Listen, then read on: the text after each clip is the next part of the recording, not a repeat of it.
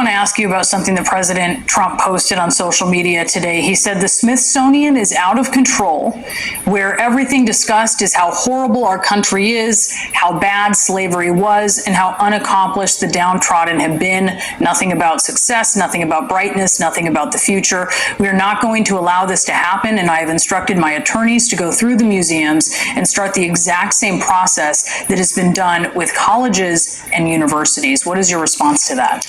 American history, however ugly it was, cannot be removed.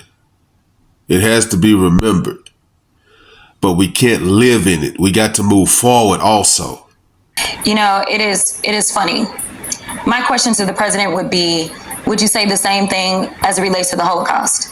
And the Holocaust did not take place in the United States. It seems like there are certain people specifically on that side that anytime we want to discuss what has taken place as relates to Black people and how they took our labor, how they took our lives, how they ruined families, they never want the truth to come out because it hurts their feelings. Why is it that every time we have a topic talking about Black history or Black culture, they bring Jasmine Crockett on to talk about it like she's the face of Black culture? She's not the face of Black culture. She comes off angry and dismissive when you talk to her.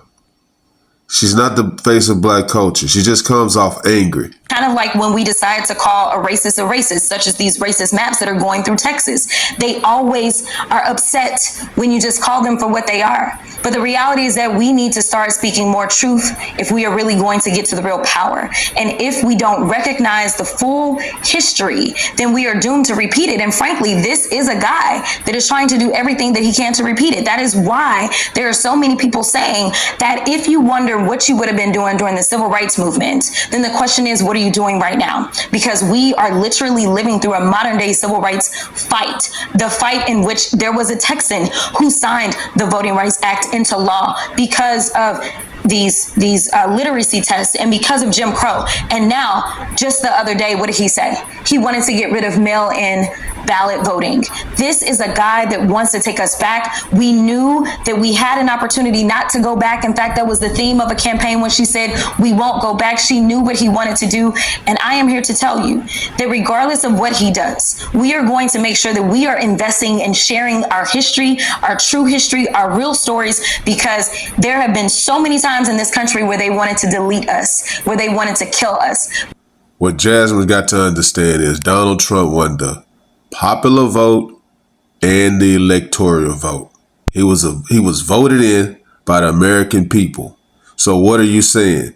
The people that voted for Donald Trump were racist?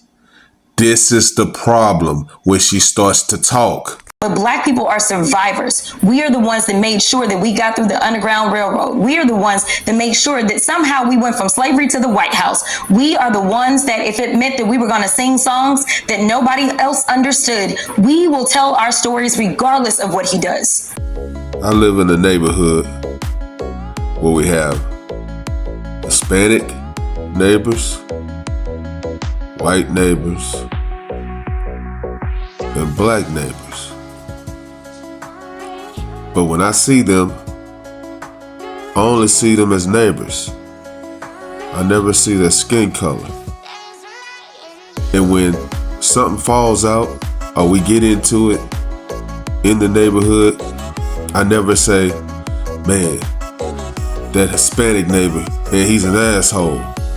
Or, man, that white neighbor, he's a jerk. No, I always say, that neighbor over there, my neighbor next door, man, he's an asshole. My neighbor across the street, man, just leave that guy alone. He got problems. And until we get to the point where we see people for their character and not for their skin color, we're never gonna grow as Americans.